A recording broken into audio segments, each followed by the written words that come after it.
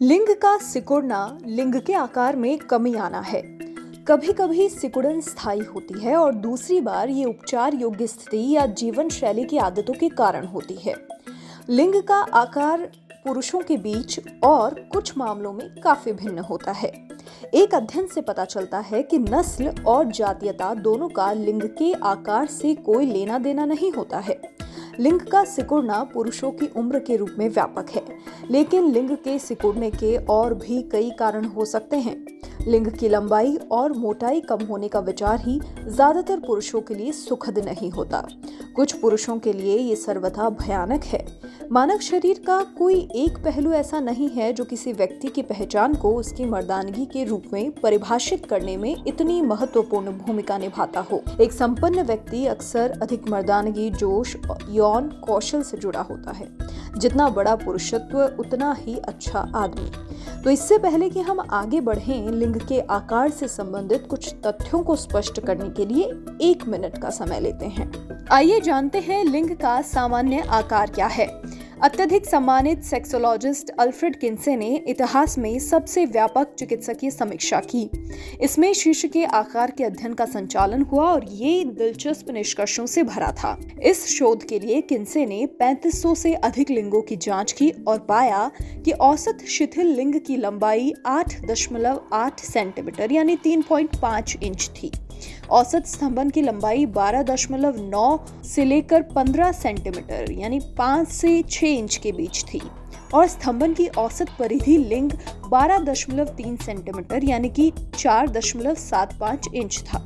अधिक दिलचस्प बात यह है कि लगभग 85% महिलाएं अपने साथी के लिंग के आकार से संतुष्ट थीं, जबकि केवल 55% पुरुष अपने वर्तमान लिंग के आकार से संतुष्ट थे। अब जानते हैं लिंग सिकुड़ने के कारण। पहला कारण है उम्र बढ़ना। पुरुषों की उम्र बढ़ने के साथ साथ फैट धमनियों में जमा हो जाते हैं, जिससे लिंग में रक्त का प्रवाह कम हो जाता है। इससे लिंग के अंदर इरेक्टाइल ट्यूब में पेशी कोशिकाएं कमजोर होती हैं। इरेक्टाइल ट्यूब में इरेक्शन तब होता है जब उनमें खून भर जाता है, इसीलिए कम रक्त प्रवाह का मतलब है छोटा या सख्त इरेक्शन। दूसरा कारण है वजन बढ़ना।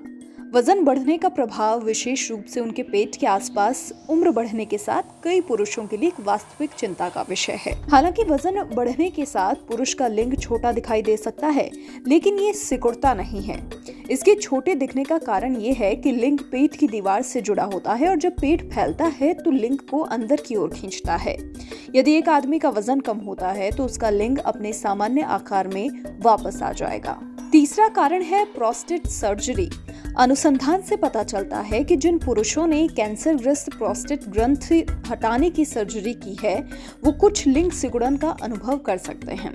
नपुंसकता अनुसंधान के इंटरनेशनल जर्नल में एक रिपोर्ट में पाया है कि 71% पुरुष जो एक प्रोस्टेक्टोमी से गुजरते थे, उनको कुछ लिंग संकोचन का अनुभव हुआ था।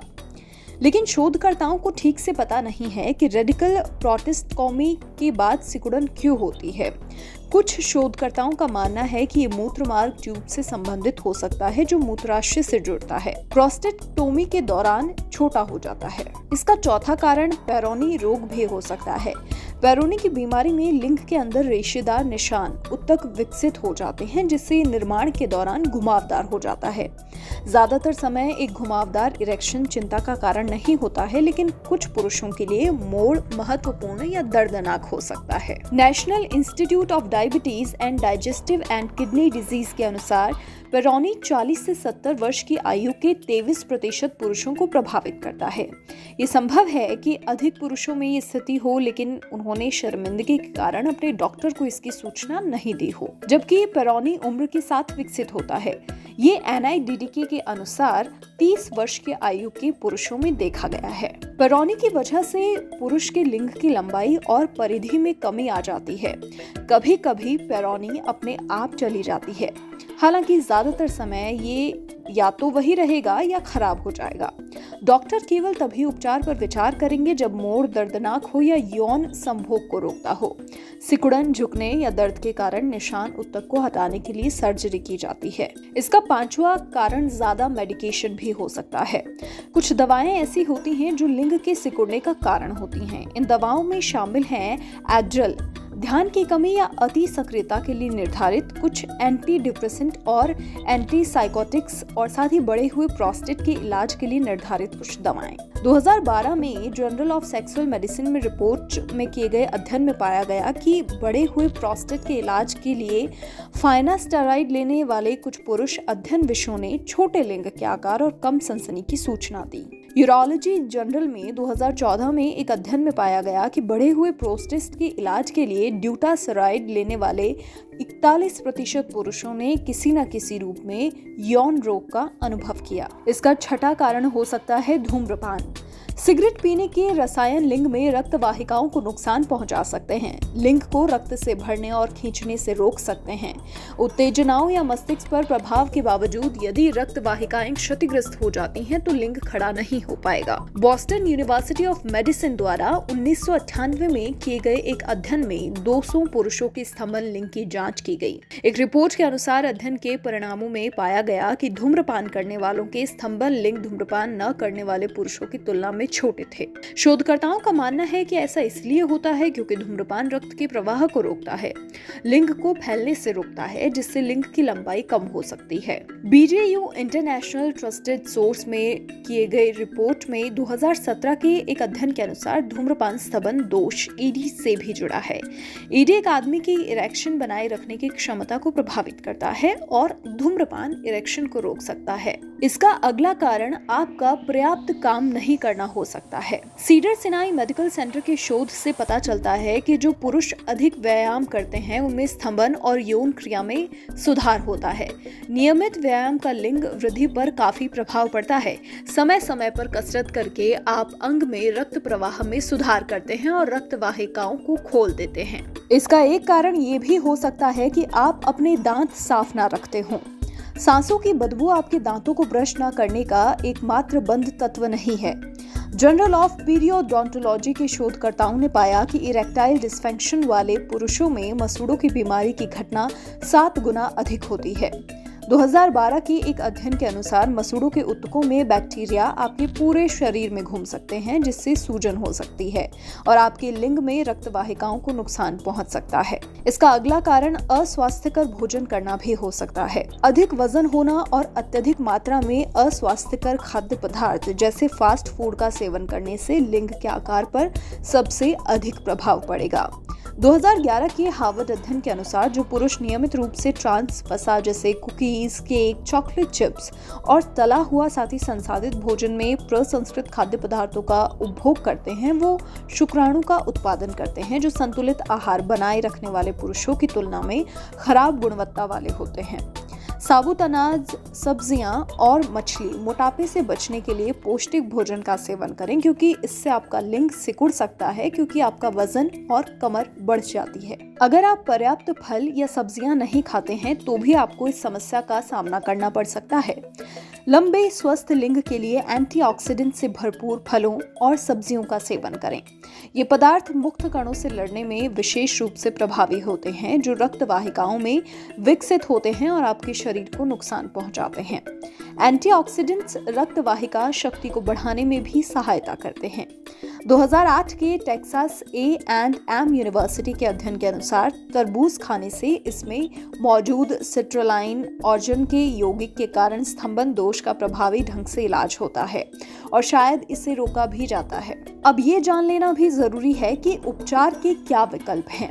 लिंग में रक्त वाहिकाओं को प्रभावित करने वाले रसायनों के कारण धूम्रपान करने से लिंग सिकुड़ सकता है। लिंग के सिकुड़ने से अधिकांश कारणों जैसे धूम्रपान और वजन बढ़ना को जीवन शैली में बदलाव करके दूर किया जा सकता है। यदि दवाएं लिंग को सिकुड़ने का कारण बन रही हैं, तो दवा में समायोजन सिकुड़न को उलट सकता है। कुछ पुरुषों के लिए जो प्रोस्टेट हटाने के बाद लिंग के सिकुड़ने का अनुभव करते हैं, स्थिति कुछ महीनों से 1 वर्ष के भीतर अपने आप ठीक हो जाती है। सर्जरी के बाद पेनाइल रिहैबिलिटेशन पुरुषों को स्तंभन क्रिया को फिर से हासिल करने में मदद करता है और वियाग्रा और सियालिस जैसी दवाओं में लिंग के रक्त के प्रवाह को बढ़ने में मदद मिल सकती है। पेरोनी रोग के उपचार दवा, सर्जरी या अल्ट्रासाउंड तकनीक के साथ लिंग के अंदर से निशान ऊतक को हटाने पर केंद्रित है। लिंग का सिकुड़ना अपरिवर्तनीय है, लेकिन वक्रता को ठीक करने से यौन क्रिया में सुधार और दर्द कम करने में मदद मिलती है। अब इसका इलाज क्या है? इरेक्टाइल फंक्शन को उम्र बढ़ने के साथ बनाए रखा जा सकता है। शारीरिक रूप से आपको सक्रिय रहना है, पौष्टिक आहार खाना है, धूम्रपान नहीं करना, अत्यधिक मात्रा में शराब के सेवन से परहेज करना है। इरेक्टाइल फंक्शन को बनाए रखना महत्वपूर्ण है क्योंकि इरेक्शन लिंग को ऑक्सीजन युक्त रक्त से भर देता है, जो छोटा होने से रोक सकता है। यदि प्रोस्टेट हटाने के बाद आपका लिंग छोटा हो जाता है तो आपको धैर्य रखना चाहिए और प्रतीक्षा करनी चाहिए। कई मामलों में छोटा करना 6 से 12 महीनों के भीतर उलट जाएगा। सर्जरी के बाद आपका डॉक्टर पेनाइल रिहैबिलिटेशन नामक उपचार का सुझाव दे सकता है। इसका मतलब सीधा होने वाली असक्षमता के लिए दवाइयां लेना है, जैसे सिल्डेनाफिल, वियाग्रा या तडालाफिल, सियालिस, और अपने लिंग में रक्त प्रवाह को बढ़ावा देने के लिए वैक्यूम डिवाइस का उपयोग करना। अधिकांश पुरुषों को सर्जरी के बाद इरेक्शन होने में परेशानी होती है, जो ऑक्सीजन युक्त रक्त के लिंग में ऊतकों को भूखा कर देता है। उन संवेदनशील ऊतकों को ताजे रक्त से पोषित करने से ऊतक हानि को रोका जा सकता है। सभी अध्ययनों से पता नहीं चलता है कि शीर्ष पुनर्वास वास्तव में काम करता है, लेकिन आप कोशिश करना चाह सकते हैं। पेरोनी रोग के लिए उपचार, दवा, सर्जरी, अल्ट्रासाउंड और अन्य चरणों के साथ लिंग की सतह के नीचे निशान ऊतक को कम करने या हटाने पर केंद्रित हैं। पेरोनीज नामक कोलेजेंस के लिए अमेरिकी खाद्य एवं औषधि प्रशासन द्वारा अनुमोदित एक दवा है। पेरोनी से शीर्ष सिकुड़न को विभिन्न नवीन सर्जिकल प्रक्रियाओं के साथ उल्टा किया जा सकता है, लेकिन आपकी मुख्य चिंता आपके यौन जीवन को बहाल करने के लिए वक्रता को कम करना होगा। अब ये जानना भी जरूरी है कि डॉक्टर को कब दिखाना है। अधिकांश समय लिंग का सिकुड़ना उम्र, दवा या जीवन शैली की आदतों से संबंधित होता है, जैसे कि धूम्रपान या वजन बढ़ना, और शायद ही कभी उपचार की आवश्यकता होती है। अधिक स्वस्थ जीवन शैली की आदतों को अपनाने या दवाओं को बदलने से अक्सर सिकुड़न उलट सकती है और अन्य यौन समस्याएं कम हो सकती हैं। कोई भी पुरुष जो लिंग में सिकुड़न, दर्द या अन्य यौन समस्याओं का सामना कर रहा है, कैंसर के बारे में चिंतित है, उसे अपने डॉक्टर से बात करनी चाहिए। एक डॉक्टर या यूरोलॉजिस्ट प्रश्नों का उत्तर दे सकता है, पुरुष रोगियों को आश्वस्त कर सकता है और यदि आवश्यक हो तो परीक्षण और उपचार की पेशकश भी कर सकता है।